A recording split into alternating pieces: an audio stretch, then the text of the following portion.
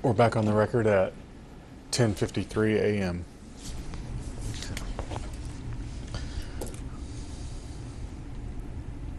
Was Ms. Pettit ever disciplined for violating Delta social media policy? No. Was she ever disciplined for communications with the press? No. Was she ever disciplined for violations of uniform usage policies? No. Do you know who Bill Lensch is? Lentzsch? Yes. What position does he hold at Delta? He is the Executive Vice President of Air Ops. And since when has he held that position? I believe October 1st of this year. Do you report to him? Yes.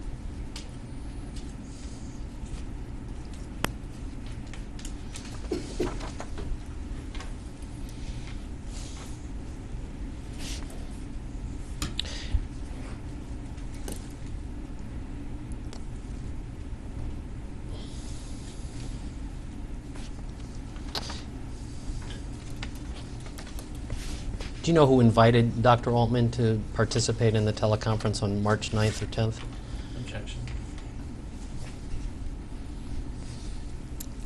I'm assuming it was Dr. Faulkner. And you came to a determination at the conclusion of that teleconference that a Section 15 referral from Ms. Pettit was appropriate, correct? That's correct. But would you agree with me that she was not removed from flight until March 22nd? No, I would not agree with that. When was she removed from flight? Immediately after that meeting.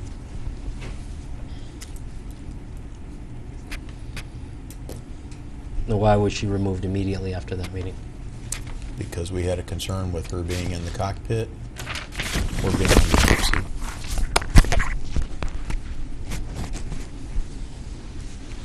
You ever, is there a term you're familiar with, known crew member access?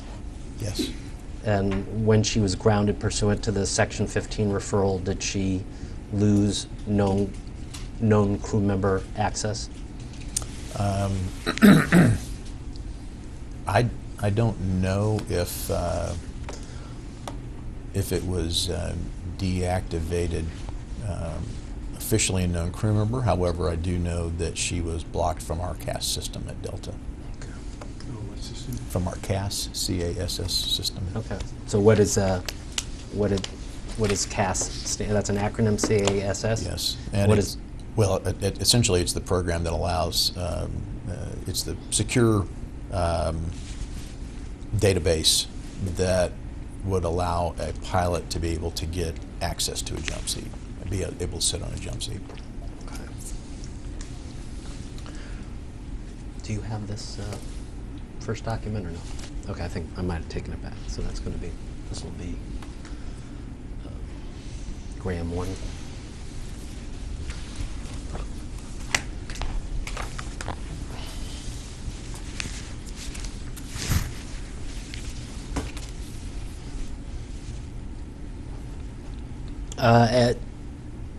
I've handed you a document titled at the top, Respondent Delta Airline Inc.'s Objections and Responses to Complainant's First Combined Discovery, Interrogatories, Requests for Documents, and Requests for Admissions. And that's been marked as Graham Exhibit 1. My first question is, do you recognize this document? Vaguely. You believe you've been shown this document before? I believe so. Okay. At any time after August 31st, 2018, did anyone come to you and ask whether you had any documents in your possession related to Ms. Pettit? I'm sorry, restate? At any time after August 31st, 2018, did anyone come to you and ask whether you had any documents in your possession related to Ms. Pettit? Yes. Okay. And when did that occur? It was an administrative review that happened. Well, I received updates via email, and then I believe gosh, it was about 2 weeks ago, 3 weeks ago maybe.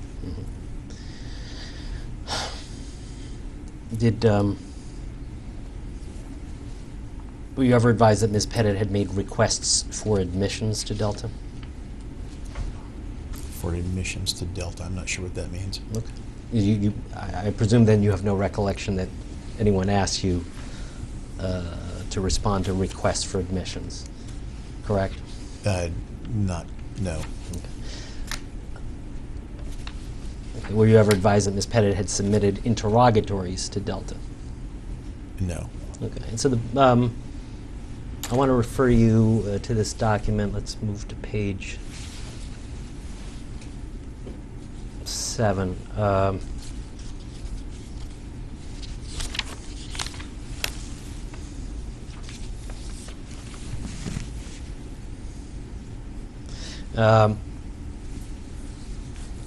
The interrogatory reads, interrogatory number 10, identify each person who participated in the decision to refer the complainant for a fitness for duty evaluation pursuant to Section 15 as directed by Captain Phil Davis's letter dated March 17th. I'm Objection, sorry. that's on page 6. Oh, my apologies. Yes, page 6. So I'll start over. I'm directing your attention to interrogatory number 10. Identify each person who participated in the decision to refer the complainant for a fitness for duty evaluation pursuant to Section 15 as directed by Captain Phil Davis's letter dated March 17th, 2016. Response to interrogatory number 10. Respondent objects to the interrogatory's use of the term participated as vague and ambiguous. Subject to the foregoing and without waiving the same, the decision to refer complainant for Section 15 evaluation was made by Captain Jim Graham. Captain Graham's decision was made in consultation with Chris Puckett and based on information received from Dr. Thomas Faulkner and Kelly Neighbors. My question is that correct that the Section 15 decision was made by you? Yes, all Section 15 decisions to go forward are made by me.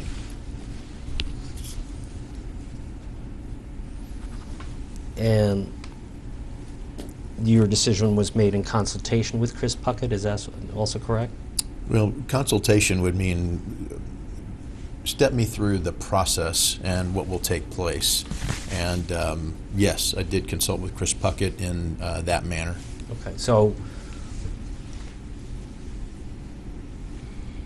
the content of the consultation were how the process worked after a Section 15 referral had been made, is that correct? That's correct. Okay, so Mr. Puckett did not participate in the decision to make the Section 15 referral? Objection to the form, you could answer.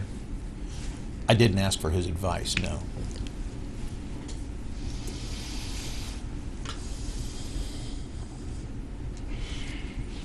And is that correct that you based your decision on information received from Dr. Thomas Faulkner and Kelly Neighbors? That's correct. And is it fair to say that Dr. Thomas Faulkner did not provide additional facts beyond what Ms. Neighbors reported, correct? Objection.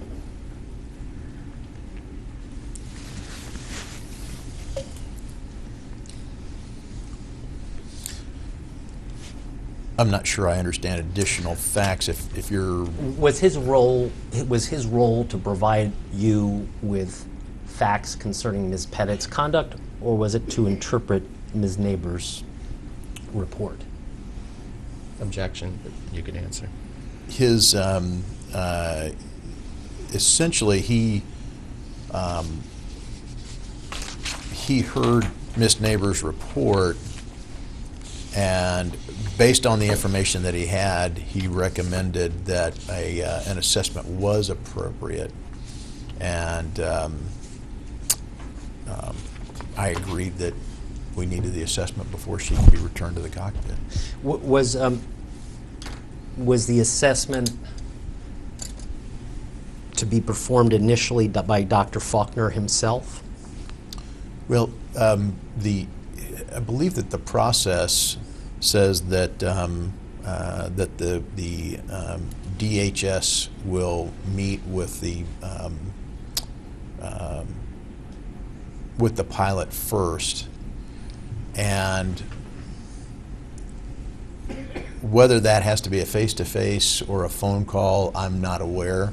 That process actually is pushed to Dr. Faulkner at that point to be able to orchestrate and execute. And obviously he would bring in whatever specialist he thinks is appropriate to give an honest and fair assessment. That's the thing that we're most focused on, is how do we get an honest and fair assessment. At the close of that teleconference on or about March 9th or 10th, did Dr. Faulkner still have the authority to veto any psychiatric evaluation? Objection. B. I'm sorry, say that again. At the close of that teleconference on March 9th or 10th, in which Dr. Faulkner, Dr. Altman, Ms. Taylor, Mr. Puckett, Ms. Neighbors participated, did Dr. Faulkner still have the authority at that point to make a determination that a psychiatric assessment was not necessary? Objection. Is there anything in this record? You keep repeating dates, and I don't recall there being anything in the record on the dates of any of these things. Other than the testimony of the witness? I don't recall that testimony. Yeah, well, then. I mean, I know that you're not trying to trick anybody here. It's So certainly not. So what? So If you have an objection, please I state said it, and I've explained it Okay, in then let me a proceed. fair way. May I proceed then? So At the time of the yeah, go ahead. I'm sorry. at this time of this meeting that I've described, I'm just trying to understand Dr. Faulkner's authority. Was it determined at that meeting that there would be a psychiatric evaluation of Ms. Petitt? It was agreed that she would be put into the Section 15 process for a psychiatric evaluation, and the letter was dated immediately after essentially the letter was written at the conclusion of the meeting. So while you may have said March 8th or 9th or 9th or 10th, I'm not sure.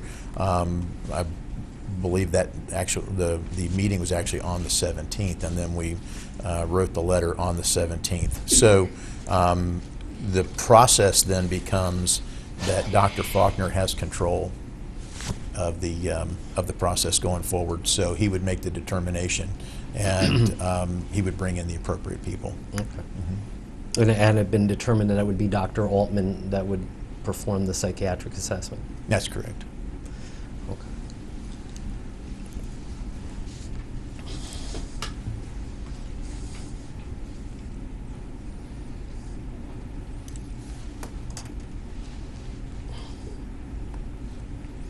Did you engage in any prior review of Dr. Altman's qualifications? No. No. But at the close of that teleconference, you understood it would be Dr. Altman who would perform the functions of, well, let me back up. The contract refers to a CME. Yes. Do you know what that refers to? Company medical examiner. Okay. And what's the function of the company medical examiner in the context of a Section 15 review? It would be the physician who was assigned by the DHS, Director of Health Services, to conduct the action of the Section 15. Okay, so it was understood at the close of the teleconference that I understand now to be March 17th that Dr. Altman would be the CME? No, I don't believe we made a determination there at all, because that's not up to me to decide. That's up to Dr. Faulkner as the DHS to decide. So it would have been his decision on who to use. Okay.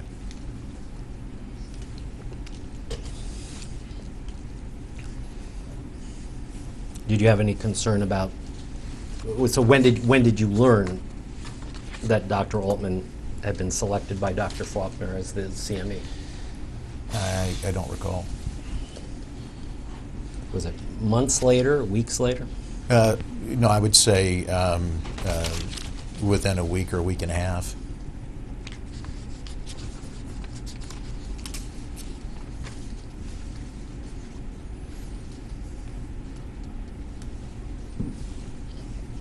If you could turn to interrogatory number 16, which is on page 8. Interrogatory number 16 reads, identify any incidents related to the complainant's job performance that contributed to the respondent's determination to direct complainant to undergo a fitness for duty evaluation as directed in the Davis letter of March 17, 2016. Response to interrogatory number 16. Respondent objects to the interrogatory's use of the term job performance as vague and ambiguous. Subject to the foregoing and without waiving the same, the decision to refer complainant for Section 15 evaluation was as a result of complainant's behavior during her meeting with Kelly Neighbors on March 8th, 2016. And is that a correct statement? Well, let me rephrase it. Was your decision to refer the complainant for a Section 15 evaluation a result of complainant's behavior during her meeting with Kelly Neighbors on March 8th, 2016?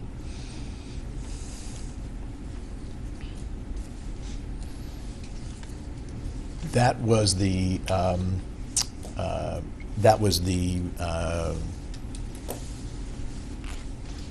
reason that I decided that it was appropriate to take that action on Section 15 at that time, yes.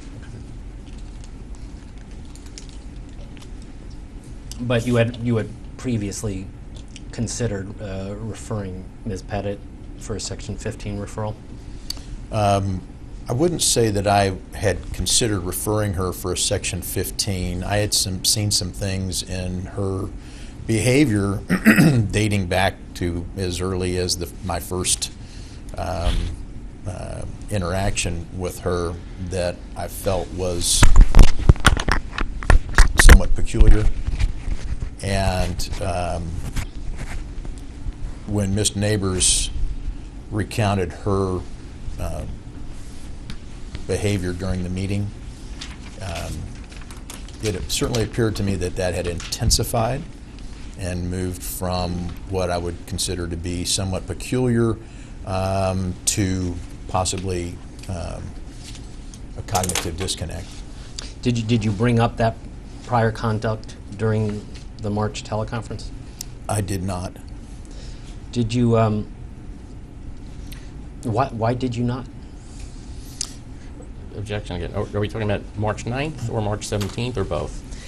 I've heard both Right. dates from this witness, so I am referring it to as the March teleconference. That's fine. That's Okay. fine. I wasn't trying to I'm trying interfere. to- I thought it'd be helpful. Okay. And I don't know how to. I'm just trying to finesse it at this I point. thought that'd be helpful. Okay.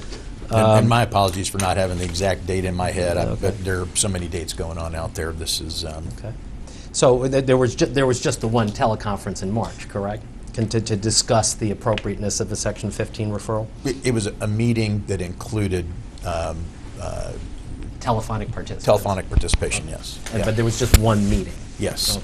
Yes. And you did not raise any of this pre-March 2016 conduct, correct? No. But nonetheless, this pre-March conduct was part of the reason you decided a Section 15 referral was appropriate, correct?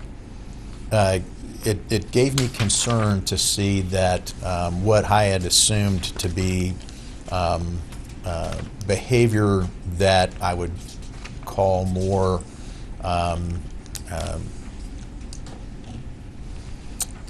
I'm not sure of the correct term to use here. I guess peculiar, because we typically find that pilots absolutely understand the guidelines that are given to them. They perform procedures, they perform non-normal procedures, they have memory items that they have to execute flawlessly. So we typically don't find that pilots don't understand the policies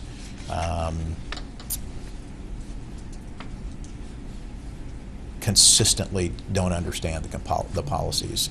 And what I had experienced with First Officer Petitt via the word that I got back from her supervisors was that although they had taken several opportunities to try to work through these administrative policies, that there was still a lack of understanding of that. And that, to me, was outside the norm for what I had seen for the majority of my pilot group, and I would almost say the entirety of the pilot group. So moving to this place where there was actually a concern that harm would be done to her made me believe that there was a condition that may be escalating. And therefore, I felt like Section 15, based off of Dr. Faulkner's recommendation, it solidified my decision that we should go ahead and have the Section 15. So it would be fair to say that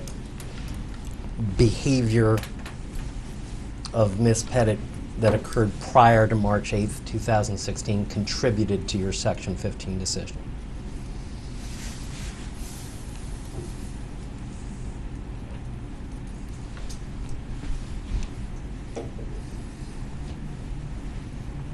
I would say that it certainly had an influence on the what I looked at as the escalation to a concern over whether she had the right mental state to be in the aircraft. Prior to March 8th, had you ever proposed to anyone that she be referred for a Section 15 evaluation? I had not actually said that she should be referred for a Section 15. I do believe that I had made some comments to try to just understand what issues we were facing with her, and I do believe that I called into question whether or not her ability to understand some fairly simple policies around the administrative, social media, and so forth would translate into whether or not there were good decisions being made in the cockpit and the appropriate judgment being used in execution of those procedures in the operation. Well, so you had these discussions with other management pilots? I believe that I had that discussion with, and it may have just been via email contact with Captain Dixon. Okay. And you brought up in that discussion perhaps the possibility of referring her for a Section 15 evaluation. Yeah, I believe that the way I looked at it was this is one that we have to watch closely to see if there is a further concern out there, because this is outside the norm from what we see on a normal basis. Yeah. Did you use the reference Section 15 prior to March 2016? I believe I did. Yes. Okay. And you met with Ms. Petitt on January 28th, 2016, correct? I believe that's the date. Yes. Okay, that was the date I'm referring to is a date on which you would have allowed her to present her 45-page safety report. Actually, I had no idea she was bringing in a safety report at that point. She said she wanted to come down and discuss some concerns that she had with behavior that she had experienced while in training, and administratively, and administratively would be both in her indoctrination class as well as interactions with her chief pilot and her regional director. And in any case, in any event, you did receive a written report at the time of that meeting, correct? Yes. And you read that report? I did. And was there anything in her conduct, and this was when I'm referring to a face-to-face meeting that occurred between you, Ms. Petitt, and Captain Dixon, that occurred in January? Yes, okay. I remember that. And was there anything in that written report that she provided at that meeting that contributed to your Section 15 referral decision? I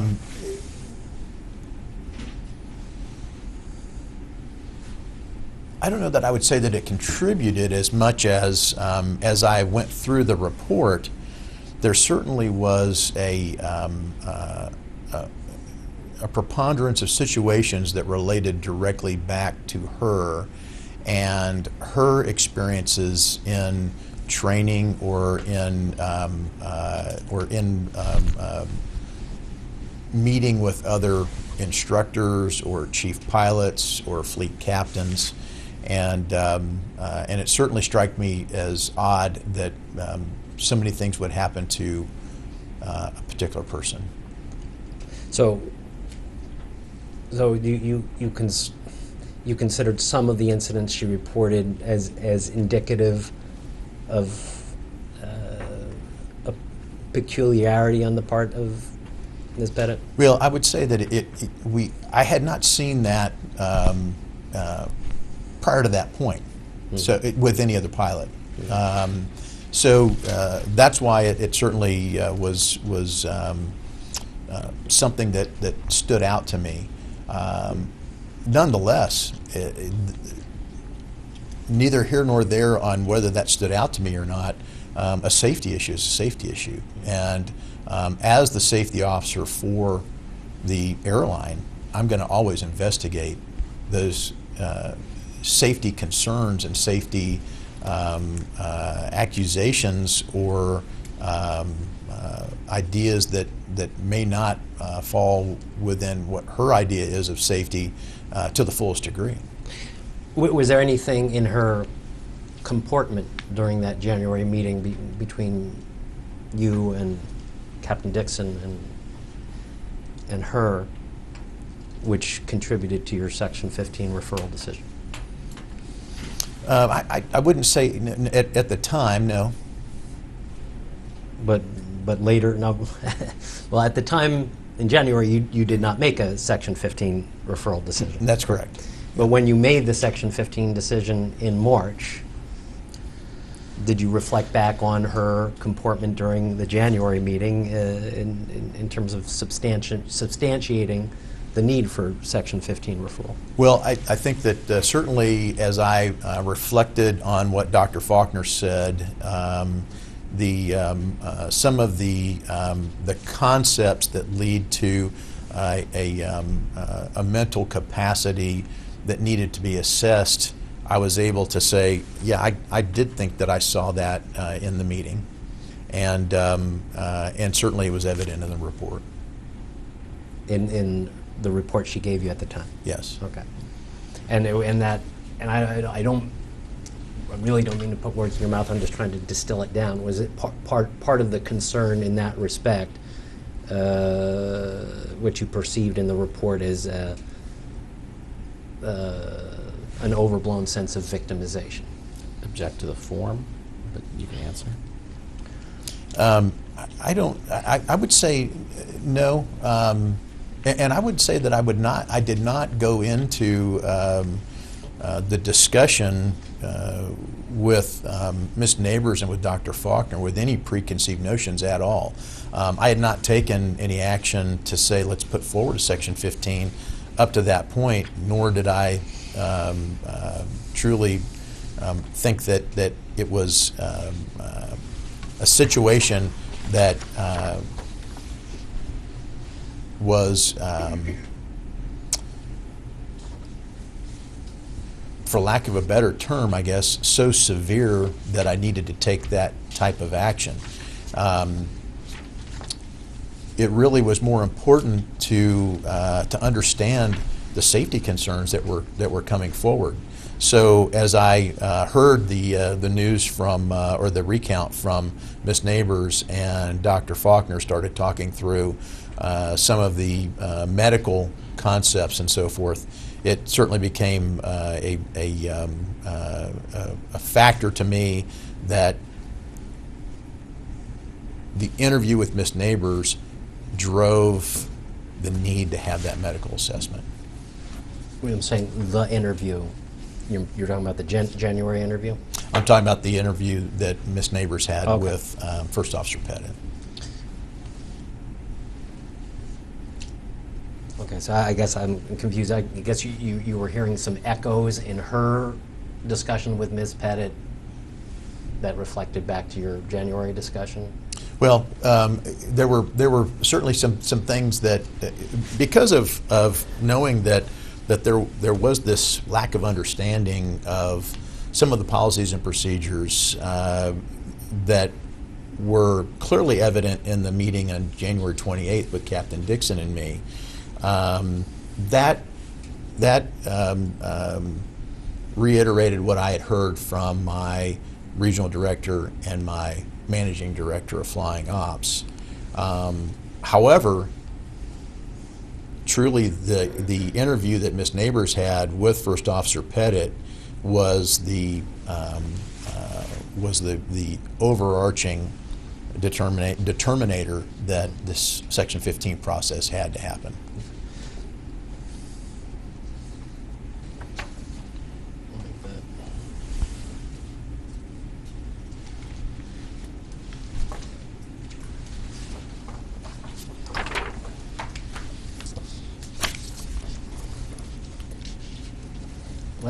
I've handed you a document that we've marked as Graham Exhibit 2. Do you have it? I don't have it. Oh, yeah. And it's titled Petitt Action Plan. Do you recognize this document? Yes. And does this reflect the division of labor in terms of responding to her written report that she Yes. gave? Okay. And that's the report she gave you in January of 2016, correct? That's correct. Okay. And who drafted this plan? Do you know? I did.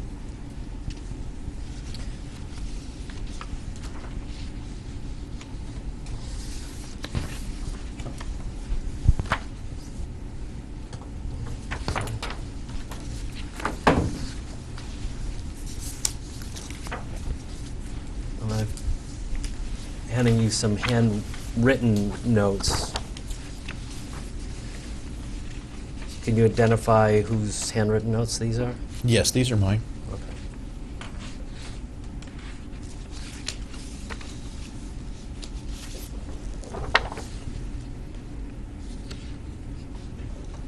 Is this a draft that preceded the Exhibit 2, the Petitt Action Plan? Yes, actually, what this is me going through each one of her points and pulling out the what I thought was probably the theme, and trying to get to a way to bucket how we would approach this, because in her report it wasn't clarified down to those items that I could say this is absolutely a safety issue versus this is a concern over an administrative issue, or was this an issue that really came down to policy and procedure? Did Ms. Neighbors in her discussions with you ever convey that Ms. Petitt would not remain on topic?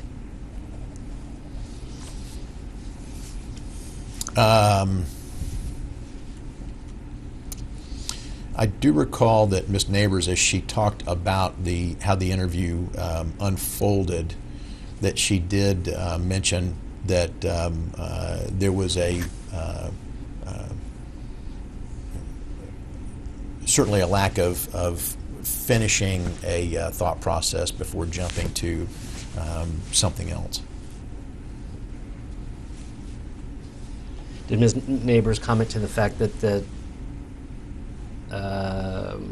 Ms. Petitt was focused on safety issues as opposed to harassment issues? I don't recall her saying that. Matter of fact, her reason to interview First Officer Petitt was to talk to her about the EO concerns with the other pilots she had come in contact with. And the EO concerns are those as identified in this Petitt Action Plan? Yes. Did Ms. Neighbors convey to you that Ms. Petitt was worried that she had a target on her back? Yes. And did that contribute to your Section 15 determination? Yes. Have you ever asked Ms. Petitt if she said those words that she felt she had a target on her back? I don't believe that I did.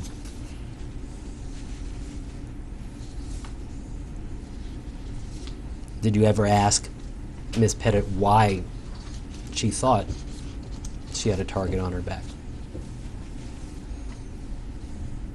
I don't believe it ever came up in any of our conversations. Did Ms. Petitt ever convey to you that she felt she was being targeted for retaliation? Not for retaliation. Okay.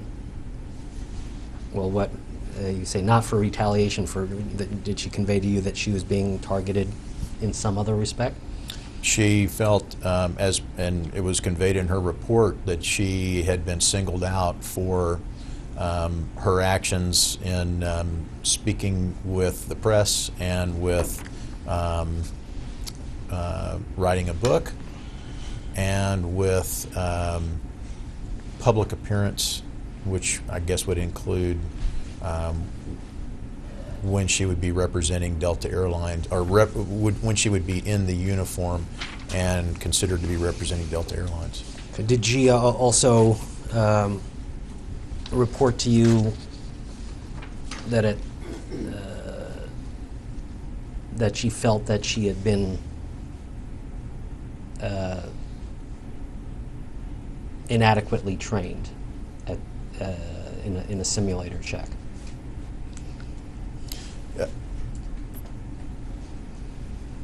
Yes, she did. And I wouldn't necessarily say that as inadequately trained as much as it was relayed to me that the instructor did not follow appropriate protocol on how to conduct the simulator session. And did she also convey to you that that as a result of her reporting that failure to adhere to Delta training protocol, she was subject to retaliation? She certainly conveyed that she felt that the particular pilot in question who had conducted her training in the simulator had a desire to then show up again on her next event, which I believe actually was for a line check for a captain that she happened to be on the flight for. So her discussion on that item was that she had been targeted by this particular pilot, and that it was his desire to show that she was not proficient in the aircraft. I assume. I don't really know, really past that, what he would be able to do. Well, what was the misconduct of the check airman? There would have been a check airman she was complaining about? Well, I wouldn't say it was misconduct of a check airman. I would say that she alleged that the simulator instructor did not follow protocol, and as a result of that simulator she was put into, as I recall, special training and checking. The simulator instructor then returned to the line subsequently and was made a line check pilot. And on the line check that the captain received on a flight that she was on, which I believe was, and I don't know this for a fact, but the first line check she had seen and returning to the line was this line check pilot who showed up to give a captain the line check, and she assumed that he was there to check her. That was a false assumption. I'm sorry. That was a false assumption. You're saying Ms. Petitt's assumption was false? Absolutely. Oh. But she complained that this, and that we're talking about Mr. Albane, correct? That's correct. All right. And she alleged that Mr. Albane had been texting during her simulator check, correct? That's correct. And did you investigate whether or not he had been texting? I turned that over to the fleet captain and to the managing director of training to investigate that. Okay. And they came back with what determination? They could not confirm that there had been any texting. However, I did also turn that investigation over to EO as well, and they did speak with each one of those pilots that were brought in question and asked about it. And to my understanding, there still was no conclusive evidence that he was texting in the simulator. Okay. She also raised issues about not getting a sufficient briefing prior to the simulator check? Yes, that's correct. Okay. And was there an investigation into that as well? That was also turned over to EO to investigate by talking with both the check pilot and the fleet captain at the time, I believe. Okay. And what determination was made with respect to whether there was sufficient briefing? There was nothing brought forward back to me to say that they had evidence to show that had not happened, or that it had not been appropriately carried out. And when, with respect to the texting and the adequacy of the briefing, when did you receive the investigation results?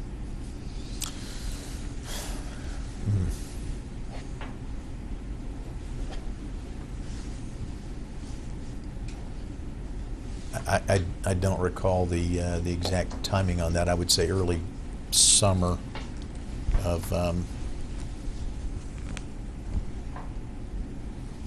2016.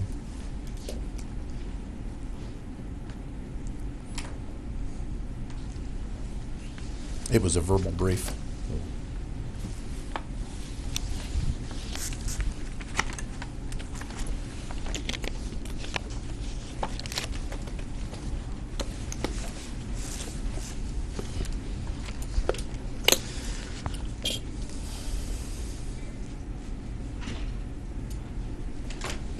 And I'm referring back to Graham, too. It references in the first line, First Officer Petitt met with Steve Dixon and Jim Graham on January 28th, 2016.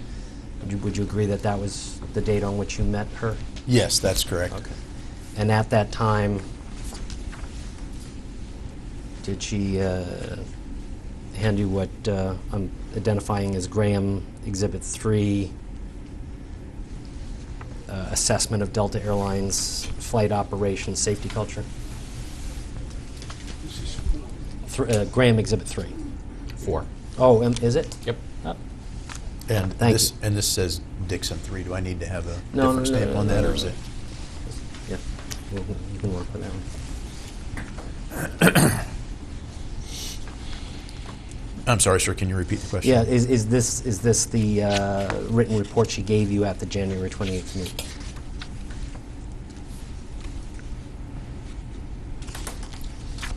Lee, can we go off the record for a second? Yeah. Sure. I just want to tell you something off the record about the document. Is that it's up to you, but Go ahead. okay. Is that okay to go off the record? Can we go in the hall? Oh, sure. Don't forget your mics. Oh, whoa. Off the record at 11:37 a.m.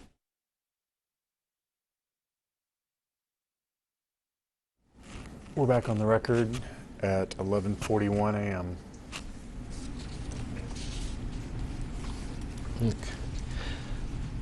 Were you aware that Ms. Petitt was attempting to schedule a meeting with Richard Anderson to discuss the issues referenced in her report, Graham Exhibit 4? I remember there was an email sent to Mr. Anderson, and I believe that his reply was, I've referred this back to Captain Graham and Captain Dixon. You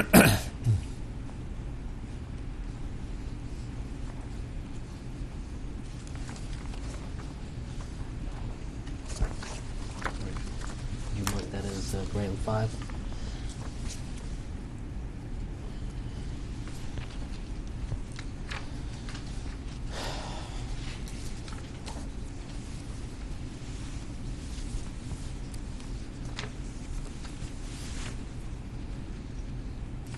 So we've handed you a document which is bait stamp DA 496 to DA 505, and could you look through it? I'm asking you mostly to focus on the senders and recipients, but and my question will be, was this an email thread in which you participated?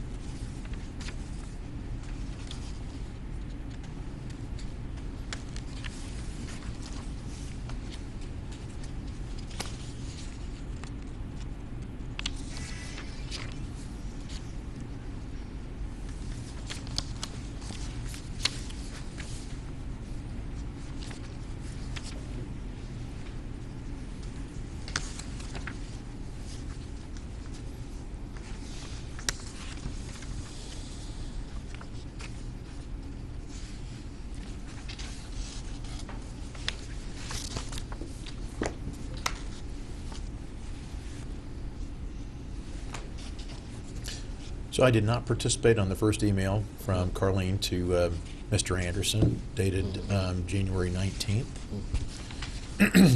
Nor was I copied on the January 22nd response. Okay. But somehow you got that email, correct? That's correct.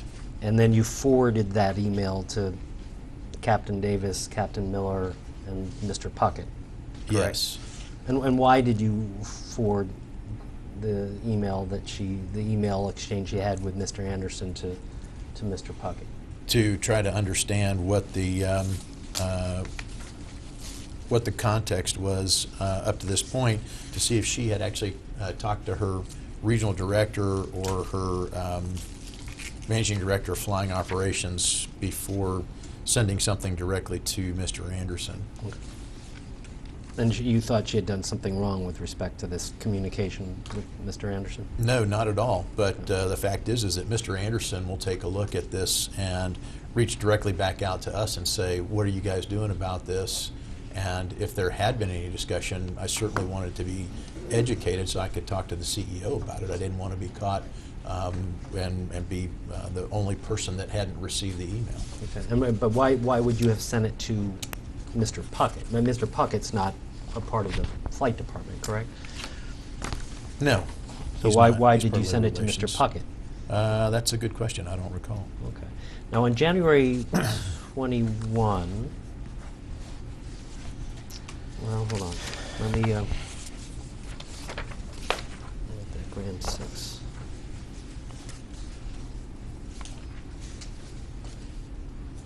I'll also attest to the fact that I have no idea that there weren't emails in between these that are not included in this, that I have no idea what they are.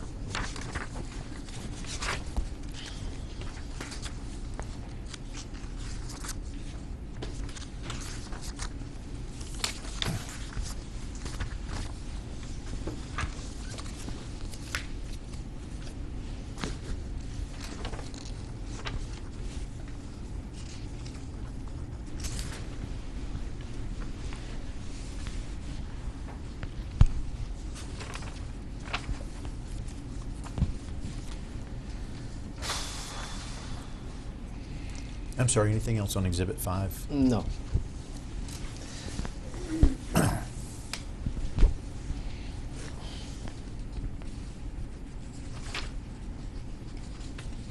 Now, I've handed you a document we've identified as Graham in Exhibit 6, which commences with an email from Captain Philip Davis to Dr. Altman at bait stamp DA 645 to 648. And below it shows an email of Dr. Davis emailing to Dr. Miller with the first sentence being, what follows is a summary of the West Region's dealings with Seattle First Officer Carlene Petitt.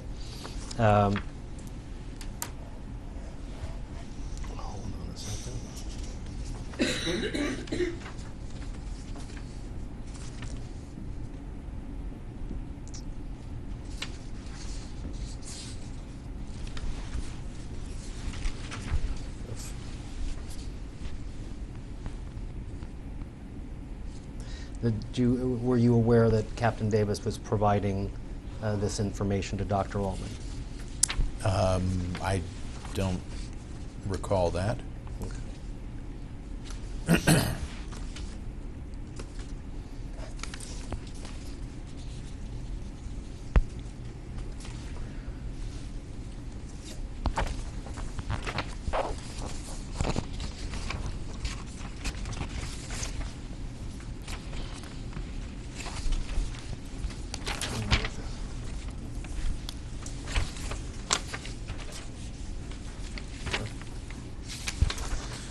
I'm handing you a letter dated March 17th, 2016, which we've marked as Graham Exhibit 7. Would this be the letter that effectuated the Section 15 referral from Ms. Petitt? Yes, I believe it is. And would you agree with me that this was not provided to Ms. Petitt until March 22nd? That's correct. Okay. And do you know why there was a delay in between March 17th, the date of this letter, and March 22nd in terms of providing it to her? Absolutely. I directed that it not be sent to her via email or over the phone, that I wanted it to be conducted in person. And why was it important to be in person? Because a Section 15 is certainly something that is a serious event, that we have the safety of the pilot in mind. We also have the safety of the operation in mind. It's not something that we take lightly, and it's not something that we want to do over the phone. So the first time that First Officer Petitt could come into the office, as I recall, was on the 22nd. Okay, well, I want to understand that rationale better. If the safety of the operation was the paramount consideration, wouldn't it have been better to email this document to her so that we could deny her access to the cockpit that much sooner? Objection. You can answer. Absolutely not. The fact is that I had taken care of that, talking to the crew schedulers to ensure that they didn't award her flying over that time frame. She was on reserve, and I said, we don't want to have a situation where she's called out to go fly. Please, protect her schedule and make sure that she can come in for the meeting on the 22nd. If we were to have put CADM on her schedule, which would have been the protocol for this, certainly she would have seen that as well. And once again, we were in a situation that she would not have had to have a face-to-face with her her chief pilot and regional director. And this is something that needed to be done face-to-face. Mm-hmm. And in that interim period, she would have had cockpit access. No, correct? she did not. No. We were able to remove her from the jump seat authority, so she did not have access to the She would have cockpit. had known crew member access during that period. Well, known crew member is different than access to the Delta cockpit, right? So that's known crew member goes to a system that allows you to go through an expedited screening, and can be used to go on other airlines, but she would have had to be cleared to go onto a Delta aircraft as well, and that was it was not known to her at the time, but she was blocked from that. Was part of the reason for the hand delivery for the company to be on hand to explain the rationale for its decision? Well, the reason is to make sure that she understands all the requirements of the Section 15 and to understand any concerns that would be out there over the Section 15 and to immediately address those. But very important to have her ALPA rep in attendance with her, as well as the chief pilot, and to review what was in the Section 15 letter. But Captain Captain Davis had no knowledge of the reason for the Section 15 referral, No, correct? no, he did not. So why did you have him sign the letter? Because he was her regional director.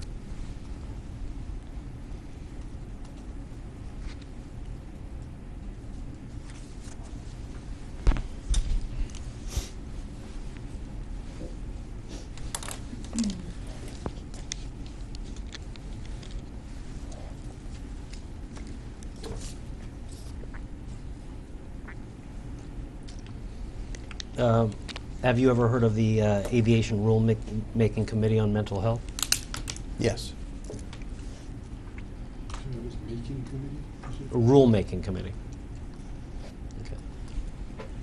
And isn't it true that the Rule-Making Committee gives guidance that there should be a prior inquiry concerning the authenticity of allegations that would lead to a Section 15 type referral?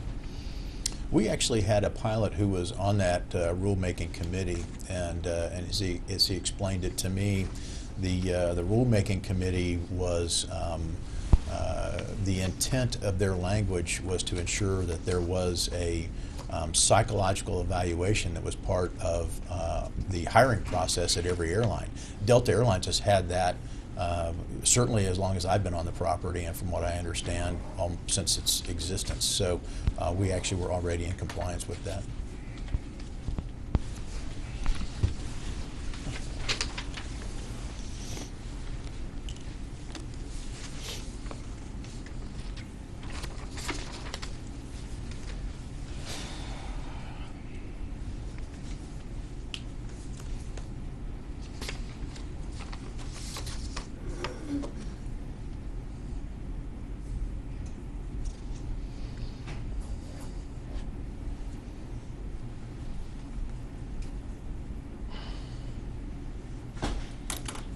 How did Mr. Puckett become involved in the Section 15 process?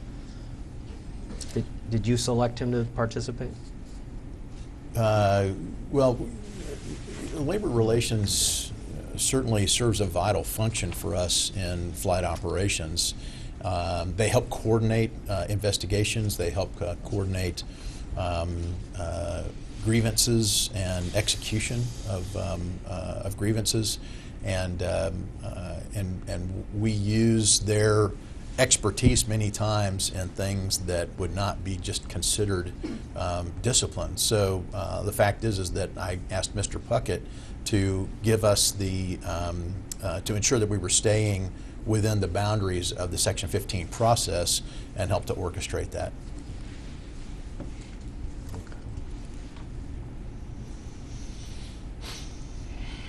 And why did you select a representative from the Labor Relations Department as opposed to the Human Resources Department? That was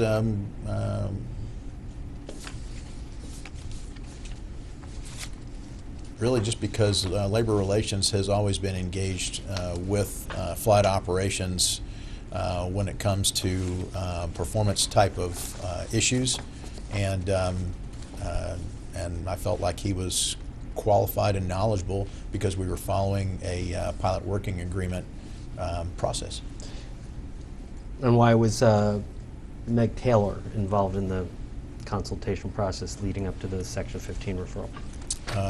Well, she was part of the, she was called in with respect to the EO investigations for the accusations against the pilots that First Officer Petitt brought forward.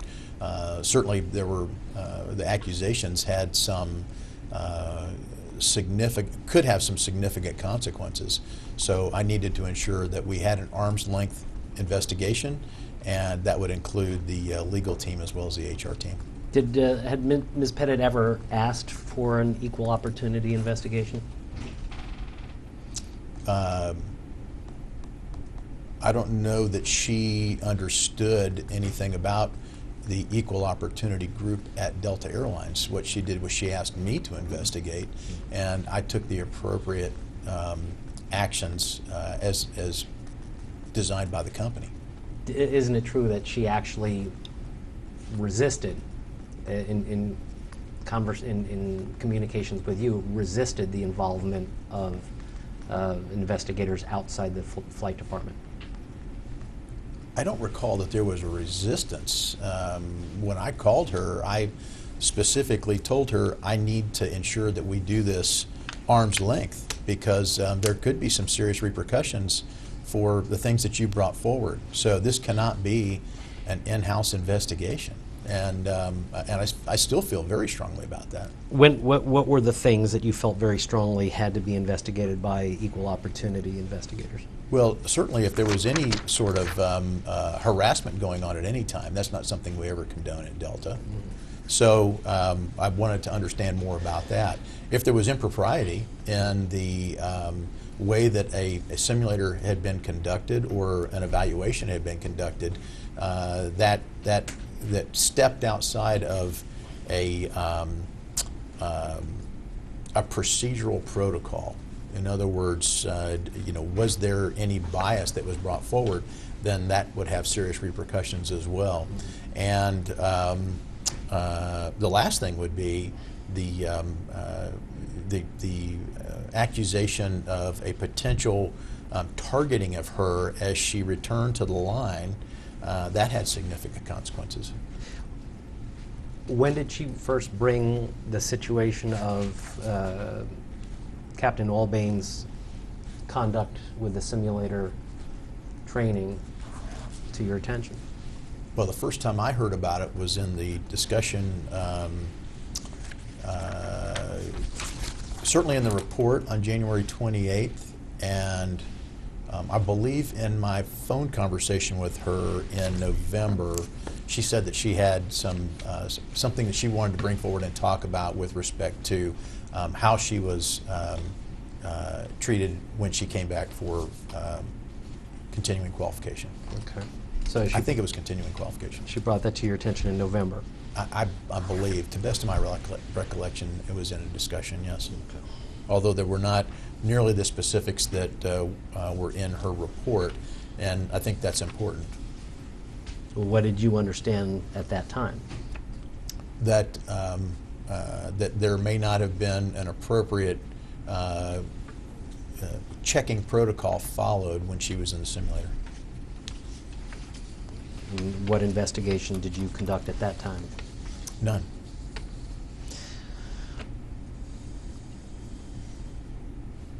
What did she identify as the inappropriate conduct in the simulator? She just said that it was not conducted in the right format, and quite honestly, at that point, I didn't have a time frame, and I didn't have a name, and I didn't have any of the specifics that would allow me to go back and do an investigation.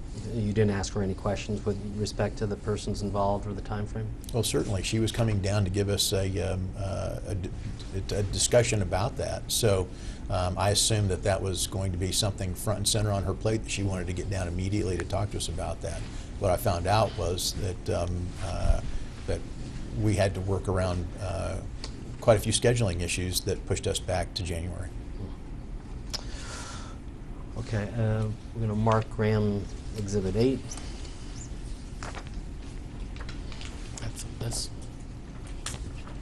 why is it 3 times?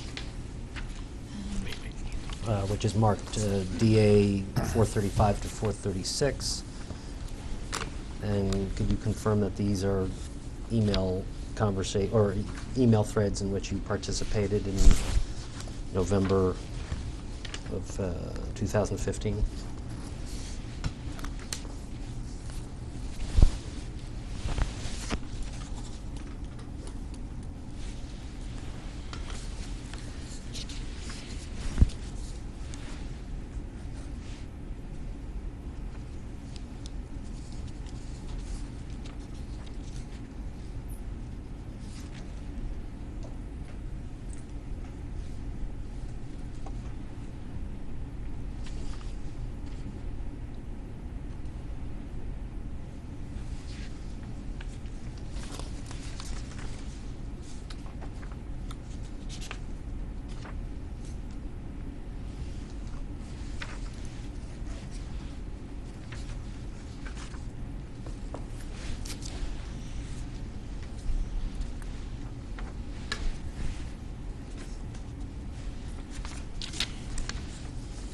Yes, this appears to be an email to me.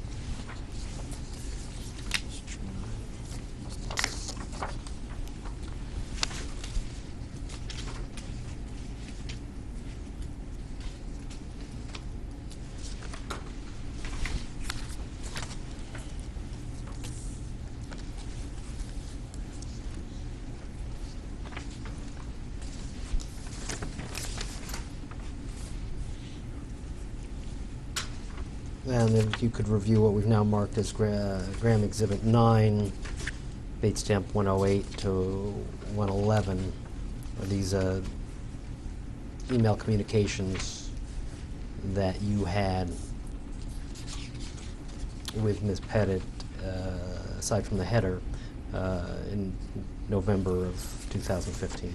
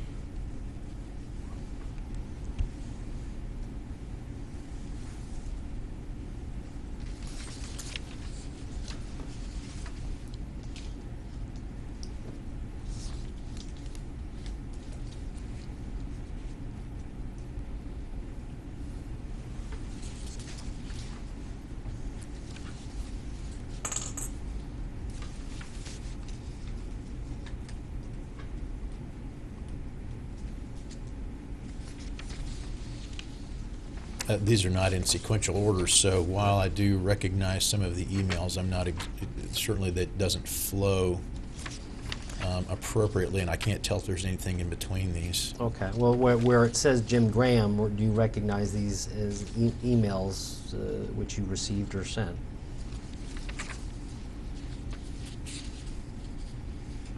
Yes, to the best of my knowledge.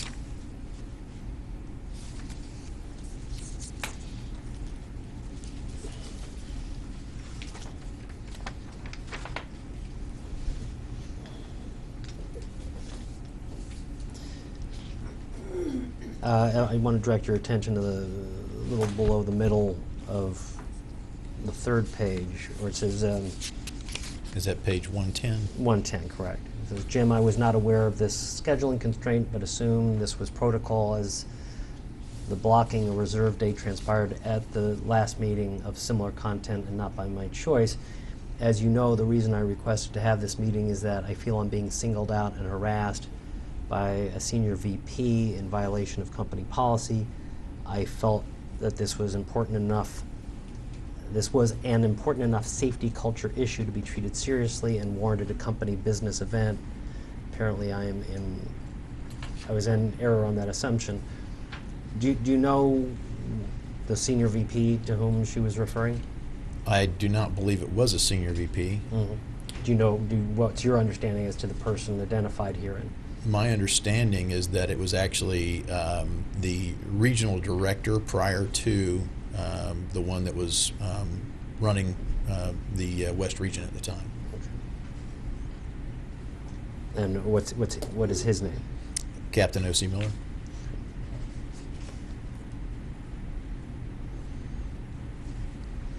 And did you ever ask her to identify who this individual was?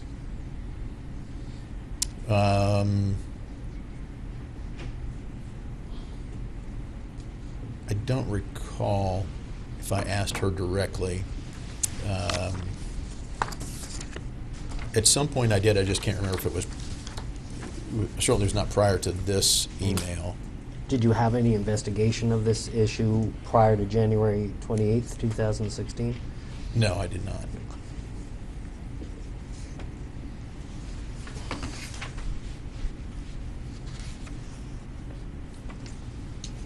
Well, did these email communications contribute to your Section 15 decision? No, I didn't recall these emails in that decision. What I do remember from this is that I felt that she was confusing safety culture with what she considered to be a harassment issue. And certainly the person in question to my knowledge, had not ordered her to take a flight for which she didn't think that she was prepared or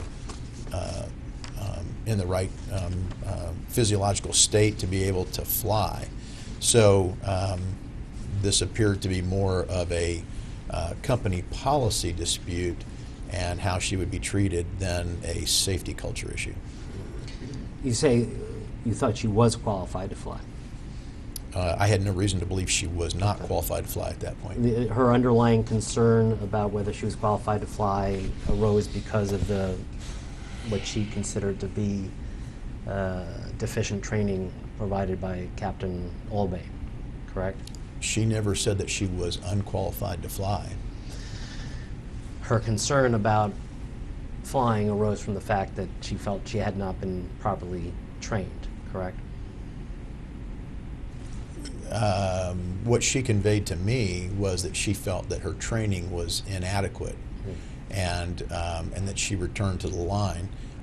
She talked then, I believe, to the fleet captain and was brought back in as part of her special training and checking protocol, and performed maneuvers back in the simulator again.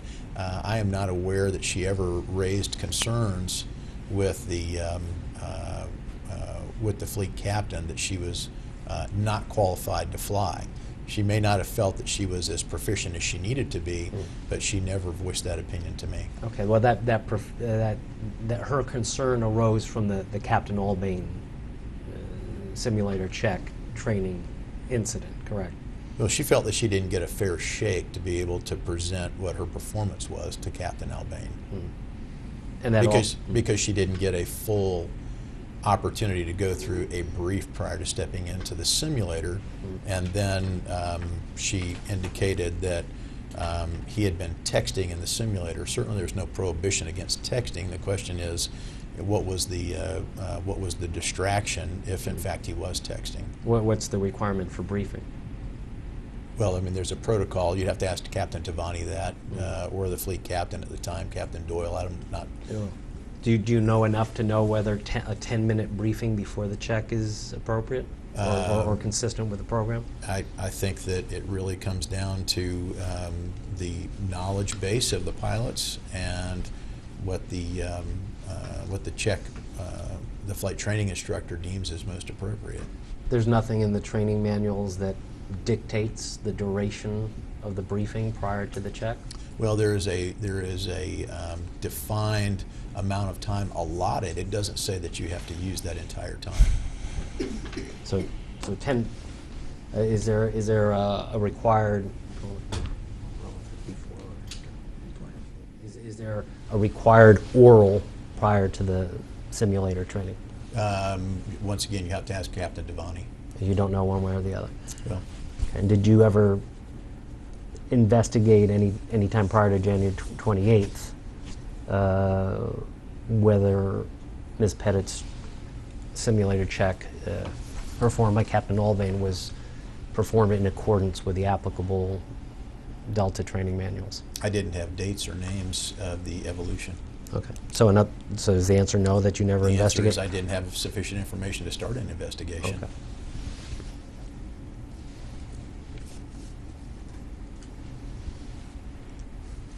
Are you familiar with the acronym CQ? Yes. Okay, what does that stand for? Continuing qualification. That's the one we beat to death a few hours ago. Okay, so that was the and that was isn't the oral prior to the sim check required in order to obtain the CQ? There is a requirement to meet prior to going into the simulator to review, and you're talking about going back to, what was the date of this, 2010 or 11 or 12? I can't remember what the date was, but I can tell you I just finished CQ, and there was a requirement to go through memory items and limitations, and also at some point to finish up walk-around slides. So whether that was in force at the time, I can't say. All I can tell you is what I know now, and you'll have to ask Captain Devani or Captain Doyle what the requirements were at that time. Okay. At this point, you decided that it was appropriate to proceed with a meeting with Ms. Petitt without EO participation, correct? That's correct. And why did you decide that was appropriate? Because she said she wanted to meet with Captain Dixon and me. That was her specific request.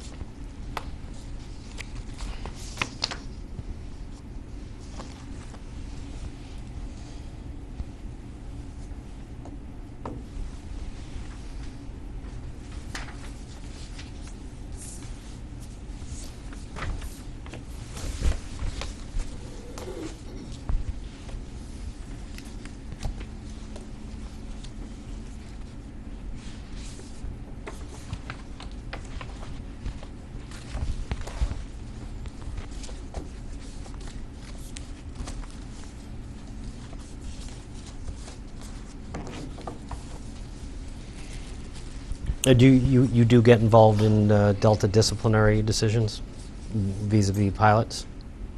In my previous role, yes. Okay. And does Delta observe a policy of progressive discipline? As defined in the pilot working agreement, yes. Okay. What's your understanding of progressive discipline? That when appropriate, that discipline will be awarded commensurate with the issue at hand, and that it would escalate progressively with subsequent issues that might arise. Okay. And you start with an oral warning when a policy is violated? Not necessarily. Okay. What comes before an oral warning? No, it's actually what comes after an oral warning. Okay. And the fact is that a counseling session is, excuse me, a counseling session is the way that we like to proceed first. Mm-hmm. However, there are certainly certain things that become much more significant and do not lend themselves to simply a counseling session. Okay. Well, if a Delta employee threatens another Delta employee, is the threatening party subject to discipline? We conduct a very thorough investigation, and if the result is that there was a threatening situation that happened, then we would determine the appropriate discipline that should be assigned to that. Yeah. Well, how promptly does Delta initiate that type of investigation after receiving the initial complaint? There's no defined time frame that says that we would delay. Would the company ever simply ignore a report that a person felt they were going to be harmed? Well, when you say the company, I can certainly tell you that it's my experience that I do not ignore any of those, nor will I ever ignore a harassment complaint or a threatened complaint.